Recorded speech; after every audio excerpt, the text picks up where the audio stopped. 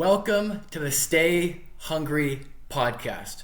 Today we are joined by Jay Jacobson. Welcome. Matt, it's great to be here. I'm looking forward to the hour we spend together. Should be fun. But I brought you on the podcast because you are a seasoned leader.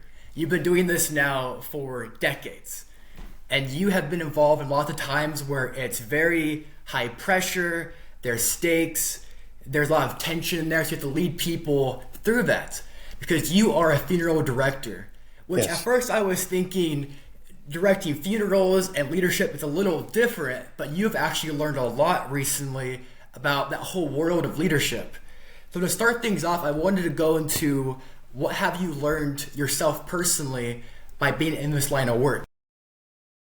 Well, I think the biggest lesson you learn when you're around people that are in crisis is the ability to be fully present with them, to live in the moment, to listen, to process the information before you start action, to help slow everything down, help them relax a little bit so they themselves can start to begin to process all of the crisis that they're dealing with at the moment. Which I'm sure it sounds easy in practice to say that, but when you're actually in the heat of the moment, your mind's racing, you have all these emotions there too. So how do you personally stay calm when there's a lot of high stakes there? You begin by realizing that you're there for a purpose. Your purpose there is to help these folks that are going through the most difficult week of their lives in a lot of cases, and to help them feel comfortable and relaxed, to know that somebody is looking out for the details, somebody's listening to them, is actually going to help them walk their way through the process that they have to do in the next several days or several weeks. And that's usually what will help calm the room, is just that assurance that, yes, we're here to listen, we're here to help, we're going to walk you through everything you need to know.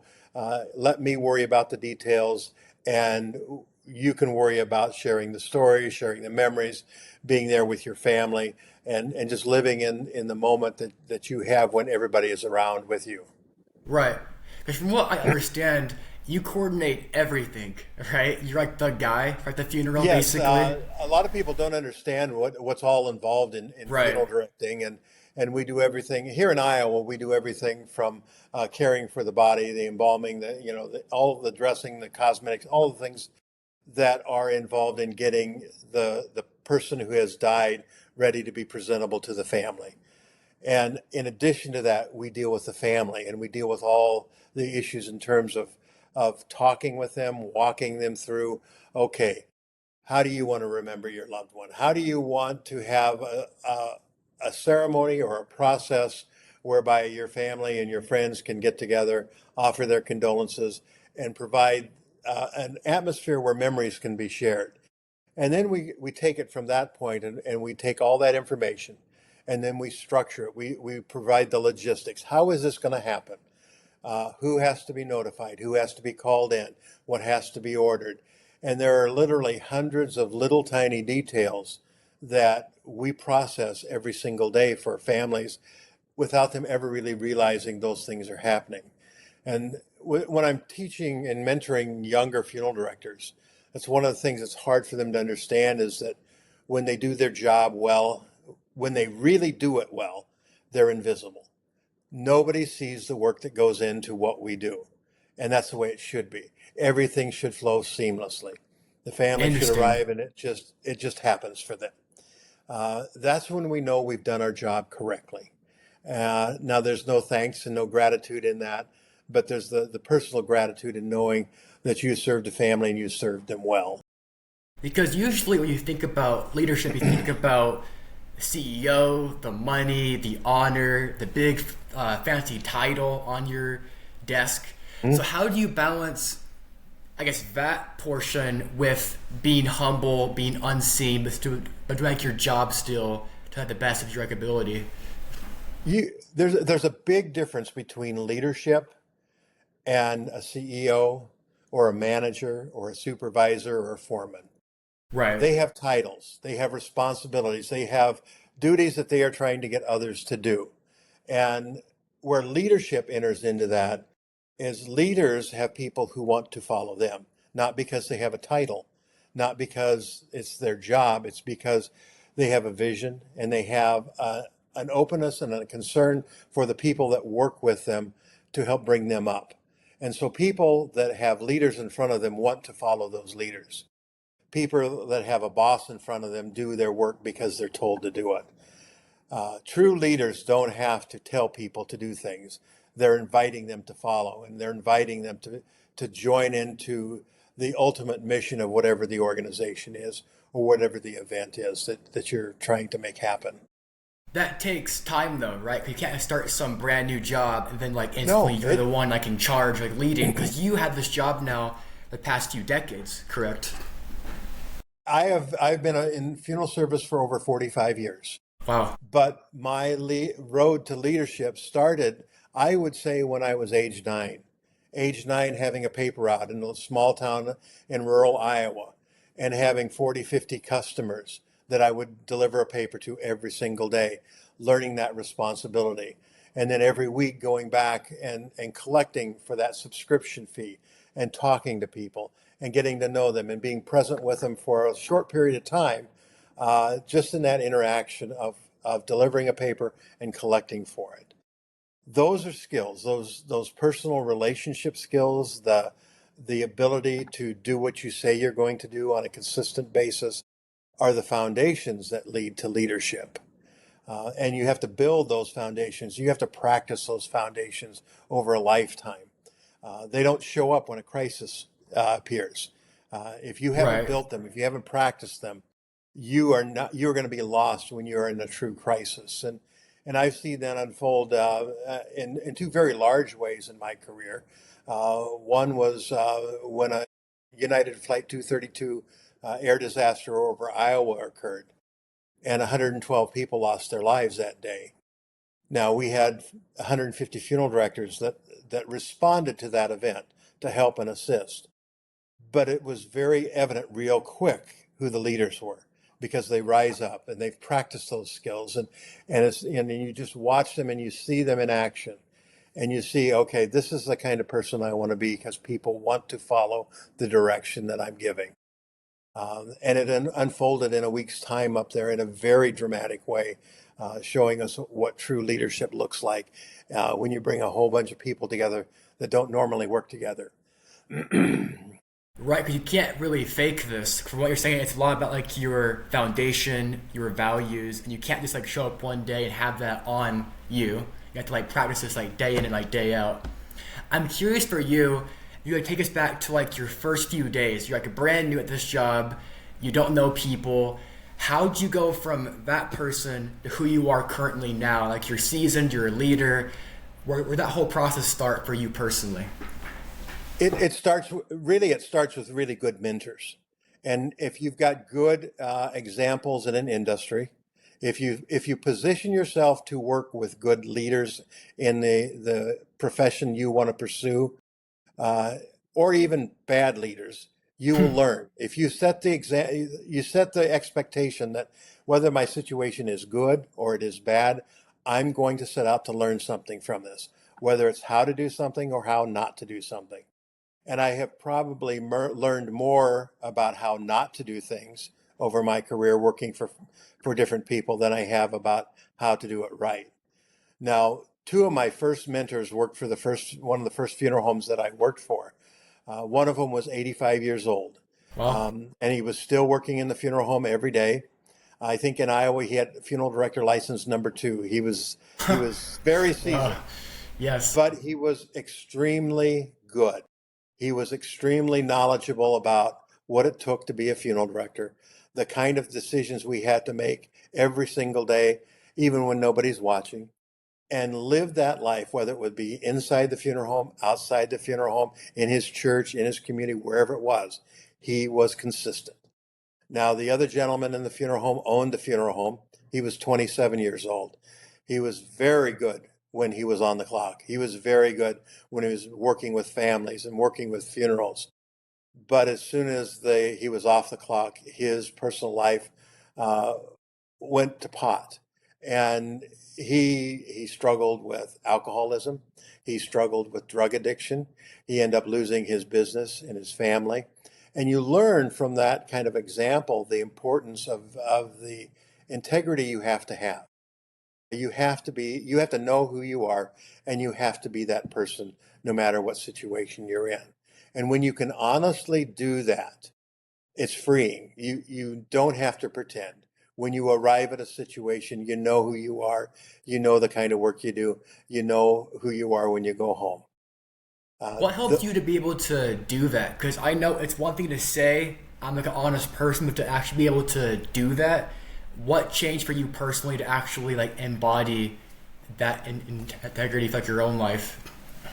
it was a process. You don't just have, it's not a switch you Right. can flip on, but you learn as a child, you learn, okay, when I tell the truth, it's much less than if I lie and have to back my way out of it. Right. And as a kid, I did not like to take consequences. So I was very often not truthful in who's responsible for doing this. I would blame, I've got five brothers. I'd blame one of them. That's funny. Um, but you learn that it is so freeing when you tell the truth and you see a different kind of reaction. And that's something as a child you start to learn that it's okay to tell the truth, that the consequences aren't going to be anywhere near as dire as you thought they might be. In fact, quite the opposite. And so, as parents, when we can cultivate that kind of an atmosphere, when your children know that be honest with me, tell me what's going on, and reward that honesty, it builds a lifelong skill. I Right. watched that in many of the funeral directors that I've watched over the years. Little tiny lies that didn't really hurt anybody, but the integrity just kind of erodes. And you watch it and you see this is not the kind of person I want to be. If an error is made, I want to take responsibility. I want I want to make it right, but I also want the family or whoever I need to that this is what happened and this is what we're doing to remedy it. And when you can do that, you build a lot better, long-lasting trust with the people you work with and Right. the customers you serve. I think you definitely stand out in that way because most people they want to do all this, but they have like their career on the line, their reputation, their job security, their title, and so I want to be this way, right? But then you think about, well, what will John think or Sally if I tell the truth on this client or this business deal? So how do you balance between your own job security and like your reputation for yourself and being honest as a person? You have to come to the realization that if you're in a job where you can't be 100% honest, you're in the wrong job. Oh You're working wow. for the wrong people. And that's where a lot of young people get trapped. They feel like this is the way it is everywhere. And I was really fortunate to work for some very honest people, full of integrity, who passed that on to me because they exuded integrity. And so in that environment, you knew that you had to do the same. You knew that there would be no dire consequences for the truth. The truth was the most important thing. The honesty, the integrity, and the work that you do mattered most. And if there's one thing I often tell young funeral directors in particular, because that's the realm I work in Right, makes mostly, sense. is that if you're working for an employer that doesn't let you do things right, do them the way that they should be and with integrity and the way that cares for families, find a different place to work. Wow. Because there are good places out there that need good people who want to do it right and don't compromise your values. Uh, What's and num- you can't you can't know if you're compromising your values if you haven't written them down, if you haven't personally said, "This is who I am. This is my mission. These are my values. These are my non-negotiables." And when wow. you put that together, everything else in terms of how you process events, how you process problems, becomes very simple because you can make a pivot, but you know where the line is. You know where not to cross because this is who you say you are. And when you say that, you live it. And when you Interesting. can live that, then you can look at yourself in the mirror and know that I'm the person that I say I am. And writing it down too. That's actually a pretty cool idea because you were writing down, I'm this kind of person, I'm not this. Because I think most people, they don't know what they stand for per se in their life in that way. Yeah, exactly. And you can sit down, I mean, just you as a young person, you Right. can sit down and you can sit down and think about, okay, what are the things that are the most important things to me? What are the kind of things I want to see in my life? And what are the kind of things I want to be remembered for? Now, in funeral service, it's very easy for us to ask that question because we're asking families that question about their loved ones all the time. How do you want to remember your loved one? So we're dealing with the impression that people leave behind, the legacy that they leave behind. And so you as a young person, you start thinking now, what is the legacy that I'm building? What is it that I want people to think about when I'm no longer here? What impact did I make in the world and with my family, with my coworkers, and with the profession that I have chosen?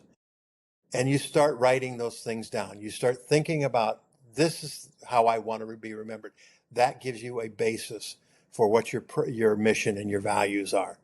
And once you Right. get those in place, you start working those and you massage them and structure them until they become fine bullet points and you say, this is who I am. Wow.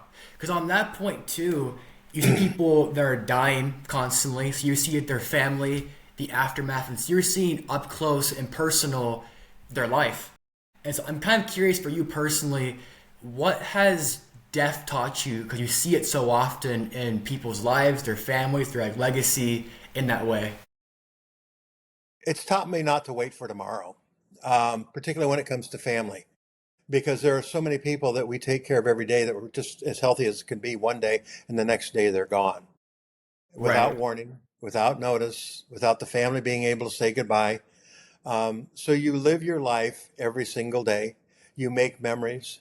Uh, and one of the other things we see a lot is where we get to the end of life and people have waited. They have not spent any of their money. They have not done anything. They said at retirement, my wife and I were going to travel. Well, 2 weeks after the guy retires, he drops dead. Now they got a lot of money, but no memories. Make those memories as you're living. Live a life, your whole life. Don't wait. Don't put it off.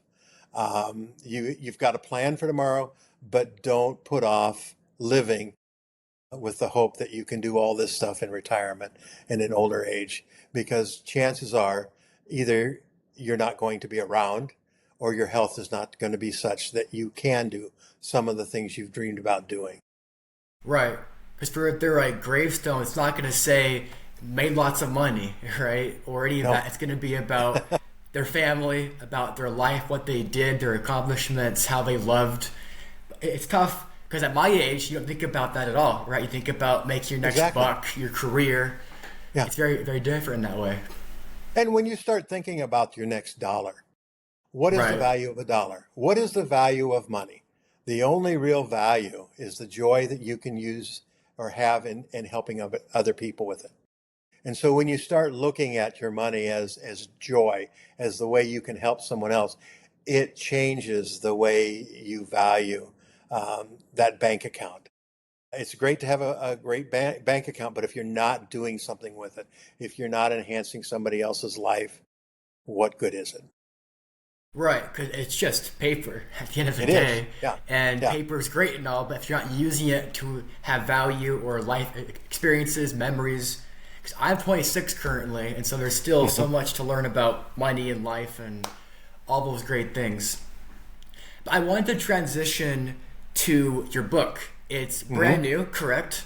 Yes, it came out last November. It's called Lead by Legendary Example. It is written unlike most leadership books. This is a book full of the stories that, much like we talked about here, what Right. led me to come to the principles that I found most valuable in leadership. What are the actual life events that structured those pillars? And it walks all the way from being a paper boy to testifying before the United States Senate, to Wow. working in air disaster, to 2 years of crisis in hospitals, dealing with my wife in following a major surgery that went wrong. all of those things build leadership and how they come about, and they're written in a way that it's compelling, it's engaging to read, it isn't dry, and then about 2/3 of the way through, we transition to the second part of the book, which is a 10-week course in how to build leadership in a team. So you have 10 lessons there in terms of they relate back to the book, but it's how do you start working these leadership skills into your own lives, to your own team members' lives, so that when you're at the end of this, you have something to show you. You've got the foundation for building new leaders in your organization. Interesting. Can you share a part of like the 10-week program? Not like all of it, obviously. It's like a portion of like what makes like a person change in those 10 weeks for your program. You're focusing in on each time. You're focusing in on one of the pillars we talk about in the book, and those pillars are being present, the integrity we talked about, the vision we talked about.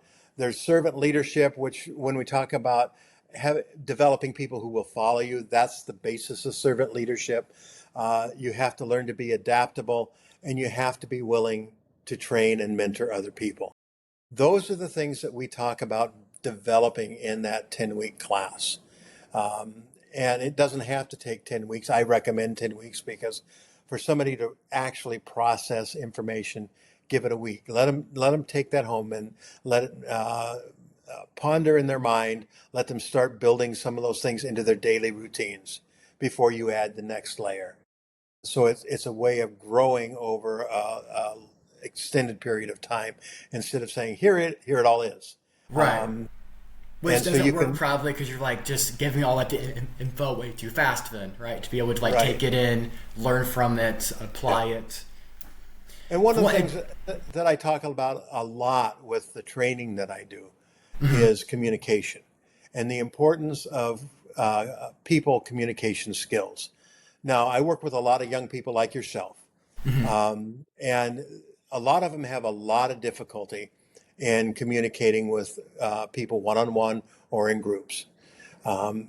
In humans, we learn our most important communication skills between age 13 and age 25. Really? Those are the times that we are watching adults. We are looking at them. We're observing body language. We're watching facial gestures. We're listening for tone. But that's exactly the time now we're handing young people a cell phone. We're handing Right. them a tablet. And so now their communication skills get shrunk down into a little tiny screen. And so a lot of young people are not learning how to read a room. You can set them through in a room full of family members, and they don't get the nonverbal language of people that are irritated, people who are angry, people who are frustrated, people who are feeling left out. And those are essential skills in today's world. And, as we move forward in the next 20 to 40 years, those people skills are going to be the new essential in the workplace market. Right. We have access to unlimited knowledge through the internet. We can learn through the internet any skill we want to learn, except the people skills. That's And interesting. so the ones who are going to rise to the surface that are really going to be successful are those individuals who can sit in a room and in about 3 minutes time can read a room and say, okay, I understand what's going on and not a word's been spoken yet. How does one teach that though? Because it's hard to sometimes say, I want you to do X, Y, and Z for like people skills because now we're all texting, social media. So my generation's lost that key, I guess, to talking to people in that way. It's number one, we don't allow cell phones in the room when we're doing the teaching. Makes sense. And it doesn't matter if they're on silent, if they're in your pocket and it buzzes, it distracts your concentration. Right. You may not even realize it, but you felt that. You felt it go off in your pocket, and all of a sudden it took you out of the conversation of what's going on. You start not using cell phones around a dinner table, around a meal.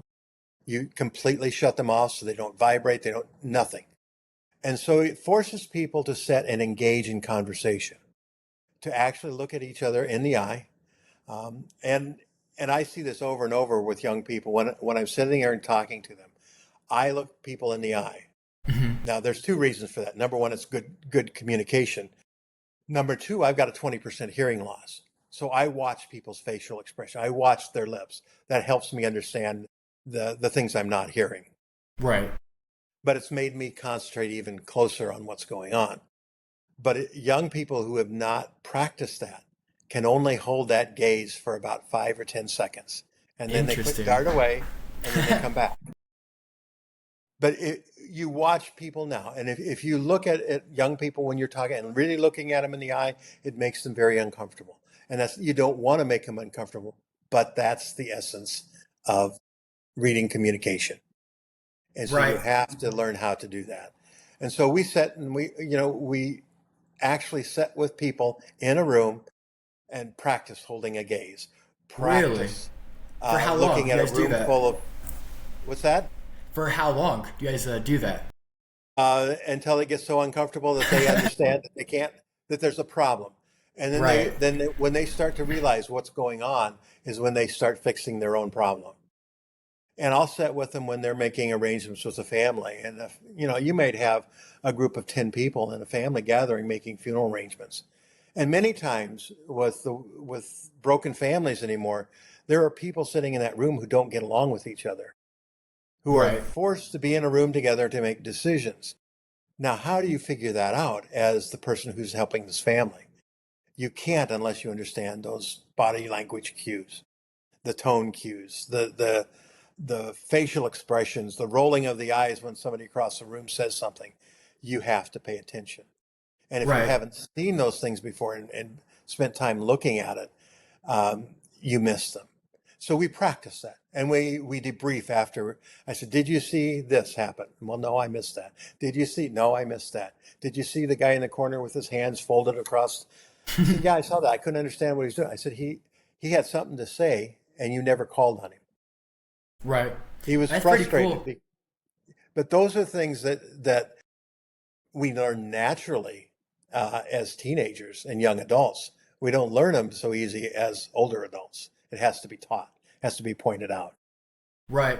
It's very cool because most courses out there, they're all like frameworks and like the Hmm. philosophy, but yours is very like hands-on. You watch them do it, give them like feedback afterwards. So I'm sure you've Yeah, watched them like change their life in 10 weeks. You go from this shy kid to in 10 weeks he's like changing his whole life then, right? yeah. And if you think about it, what it would do to open your world, to be able to sit in a room full of people and have a pretty good understanding where people are coming from in a Right. way you've never done before. I mean, just have an awareness that is just eye-opening about the people and the way they're responding to you as an individual. And that's the essence of communication. How are other people responding to the information you're sharing with them? And how are you responding to the information they're sharing with you? Right. Because you go from knowing them to then you can help to lead them. Because in your case, if you had a whole family there with all these choices, you had to help them know like choice B, choice A, choice C, and help guide them. I'm curious for you, your like framework for helping somebody make like a choice as like a leader towards them. Well, I'll kind of walk you through what we do when we sit down with a family. Uh, I mean, we sit down and we spend a lot of time just hello, how are you doing? Now, just one of the statistics I'll share with you, and we found in studies that a funeral director has only about 3 minutes from the Really? time he first greets the family uh, to form a trust relationship. So we spend that first 3 minutes greeting people. Uh, you say hello, you ask them if there's anything that you can do. You just talk to them about what are their needs at the moment. How can I help you? Reassuring them, I'm here to help you walk through all of this process, talking to them about what the process will be. And then this is where most young funeral directors fall down. They pull out a form and they sit down and they say, okay, let's go. I tell them that form comes out at the very end. I said, number one, you come into a conference and you bring a blank pad of paper and you start by saying, please tell me about your loved one. And you start writing the stories they tell you. Wow. And when you do that, and when you've got those stories, the family in that period of time when you've asked them to tell them about your loved one will tell you what their needs are. They will tell you what was important to their loved one, what was important to them. And if you're listening and really paying attention, you say, okay, I heard he liked to be in this park to walk the dog. How about if we have this funeral in the park? Let's get some tents and chairs and set up there and do something special. That is when you change a funeral service that is just an ordinary service to an event that honors the person's life. And an event that when the family leaves and the friends leave, instead of saying, boy, I'm glad that's over, they say, boy, am I glad that came. That was meaningful. And those are the kind of things that we as funeral directors, if we listen and pay attention, can create on a daily basis and really serve our communities and serve our families in a way that they have not been served and helped before. Right. It's about that presence, because usually we're taught Yeah. about speed, speed, speed, get it done, numbers, KPIs, but you're talking about being present in that moment. Now, those numbers follow. Those numbers follow when you don't worry about them in that moment. When you worry about the care you're giving the family and the fully present nature of that conference, and putting something together that is meaningful, those numbers follow. You don't have to worry about what your competitor's doing. You don't have to worry about what your quarterly numbers are, because families that are served well are willing to pay the price to be served well. Interesting. It sounds so backwards because usually if you have like a boss he's talking about the numbers and you don't hear a lot about serving or love or giving back, because that sounds like soft skills. But from your point of view, the soft skills come first and that the KPIs come afterwards from that point. Yeah.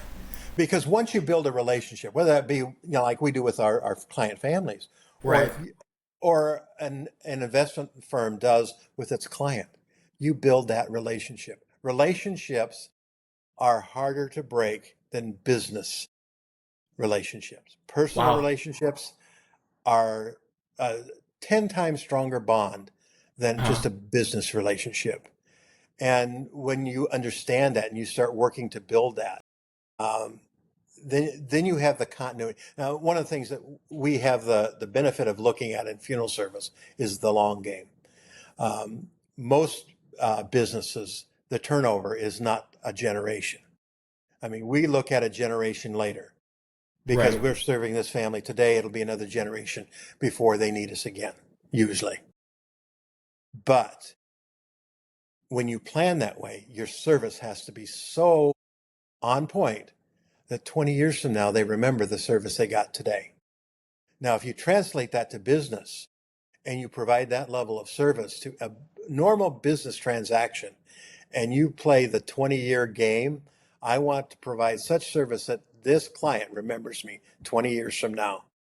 They're going to remember you next week and the week after that and the year after that. And so you don't have to worry about renewals and future investors. And what's more is they will recommend your services to all of their friends. Interesting. Because you're very big into giving. So, like mentoring, serving. I'm kind of curious why. Because some people, they don't give back. They don't like train somebody else or coach like a next like director. Why do you personally care about the whole like mentoring process for you personally? Because I had such good mentors ahead of me. I had good examples that shared that this is important. That, if we only create something for a generation, that's all that's all it is. And if you're Right. looking at a legacy, if you're looking at something that's going to stand the test of time, whether that be in your business or in your family, then you have to play the long game. You have to look at what does it mean to share this, what I've learned, share the secrets of being successful, the secrets of connecting with people. If you don't share it, it dies with you. But the Hmm. legacy is so much larger when I can point to all of these people that have worked for me over the years. I still talk to them. They still call me when they have problems. They Hmm. still want to hear, what do you think about this? I've got a problem in my job. What should I do? That's the legacy you build when you put people first. And you can't buy that. You can't put it in a bank account. But it's a legacy that will live on for generations and generations. And I know the people that they're training will be trained the same way. And so now I've affected 2 generations, if And not like more. so on and like so forth from Yeah. that point, because like times Yeah. like 2 and 4. Mhm. A lot of people, they'll kind of like gatekeep their knowledge because they don't want someone else to know like their secrets or the industry or how that all works. But it kind of sounds like by giving, you're actually like receiving back too from like the Mhm. teaching portion, the Mhm. training, and then also you're getting more like leadership because they've been like trust you to do then like your job in that way. Yes, exactly. And that's the kind of, I think that's the kind of person we all want to be. We want to be the person that, when things are not going well, that the people around us feel comfortable enough to pick up the phone and call us and say, hey, things aren't going well. What can I do to work with this? What advice do you have? Um, you want to be that person that is available to those folks. And that's part of the nature of funeral service. I mean, Right. we're available 24/7. People call us with problems all the time. Um, but it goes beyond that. It goes into the more personal life and into the things outside of business, is where you really want to have that recognition in terms of being that one person that people can depend on. I'm curious for you because you've grown so much. Should people try and like seek out like high stress cases? Because you've gone to like the U.S. Senate, crisis, the funeral director. Should people like seek that out? You think to learn and like grow more as like a leader? No, you don't seek out those kind of opportunities. They're dropped in your lap. By positioning yourself in terms of being somebody that people can count on and depend on and have the skills that you need for leadership, opportunities like that drop in your lap. Testifying before the Senate was one of those things that, I worked in legislation for our industry when the United States Senate was looking at reviewing some of the FTC rules. I went to some of the hearings to hear what was going on. My senator from my state was chairing the committee that was doing it. And so just because of being present and being knowledgeable of it, putting yourself out a little bit to stay informed, I was asked to represent funeral homes across the country and sit at that hearing. And that hearing was one of those events that was life changing. We spent weeks getting ready for that testimony. And I'm in my early 30s at that point, and the whole weight of the industry is sitting on my shoulders. I have to represent literally thousands of funeral homes and funeral directors across the country, and present myself in such a way that it reflects well on the profession. And we thought we had gotten all that ready and we're set to go. And then the lobbyist met me on the plane when I got off, and he said, "We've got a lot of work to do. We just got the witness list, and we're about to get ambushed. And Oh, so now we're going to change everything." So instead of being a situation where it was going to be working together for legislation, it became very adversarial. And so this young 31-year-old funeral director has to sit in front of this Senate hearing and basically call a senator out for using outdated information, for not properly reflecting what he knew to be the truth in the funeral industry, and to using our occupation as a way to get votes from elderly people. And wow. to have to sit there and do that over a 2-day period. Now, leading up to the hearing, I spent 36 hours with no sleep. So I'm walking into a hearing room, haven't slept. We've changed everything, and I've never been in that situation before. That's when you know leadership skills show up.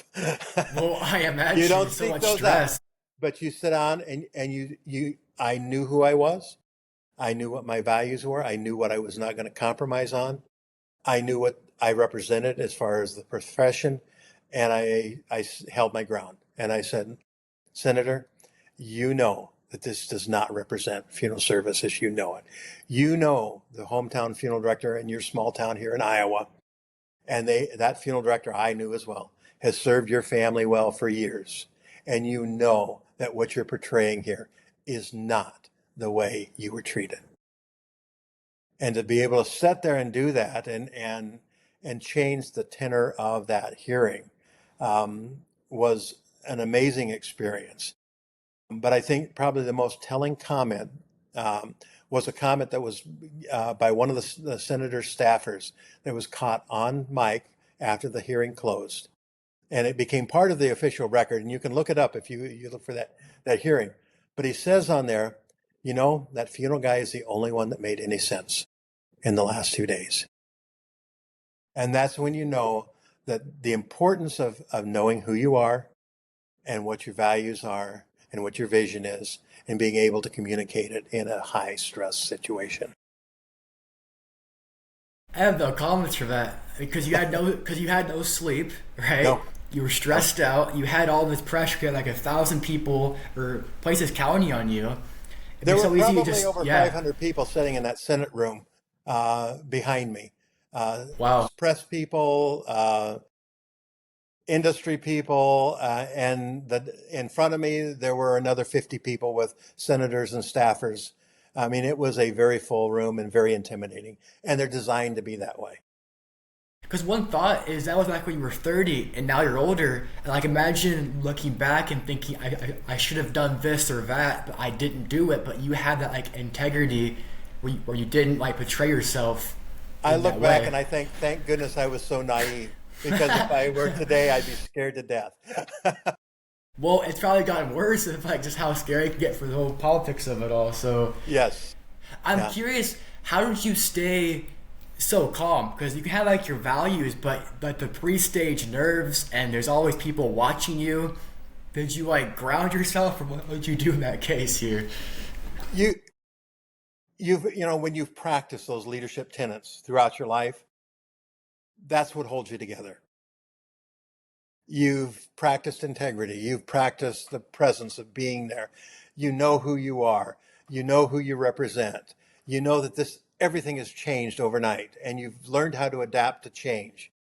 And so you stand in the moment and you deliver. You deliver what has to be presented at that moment. And that's what I did that day and the following day. Right. Because I think we're taught to almost like fake confidence, like portray something, but you're taught to be that person, be those values, to like embody it.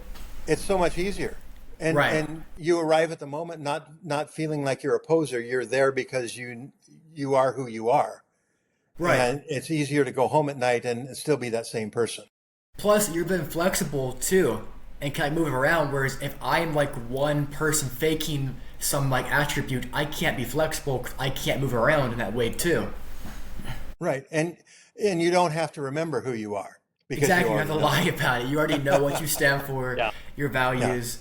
Because for you, they had to change things like the day of for you, the whole script. And so you had to be like flexible to handle all that high stress in that way.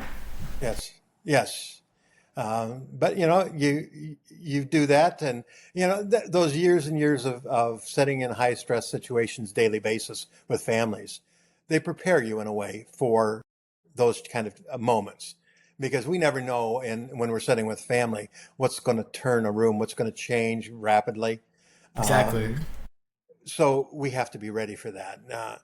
Unfortunately, now when we start looking at planning a service outside of our location or even inside of our location, in the back of our heads, we have to think about, okay, if I had to, how do I evacuate this building? How do I make that happen?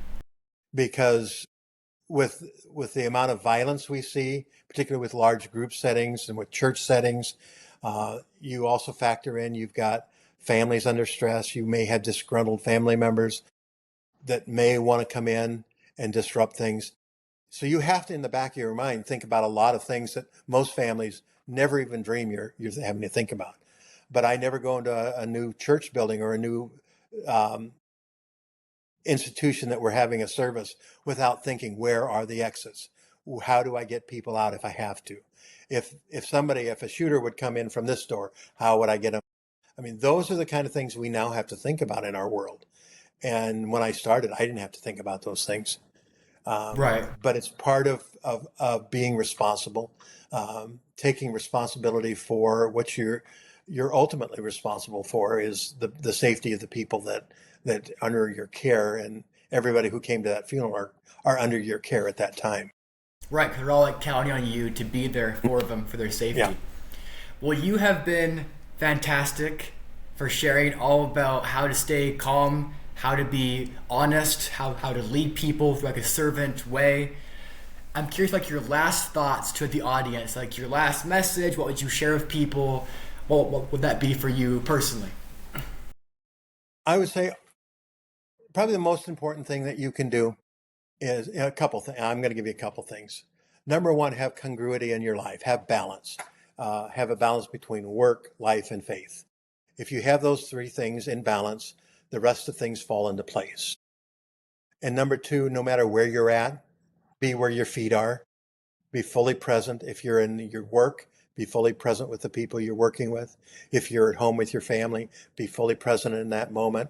That's the biggest gift you can give to the people around you, is to be actually listening to them, actually being in the moment with them when you're there, because that might be the only room that they walk into that somebody's actually listening to them.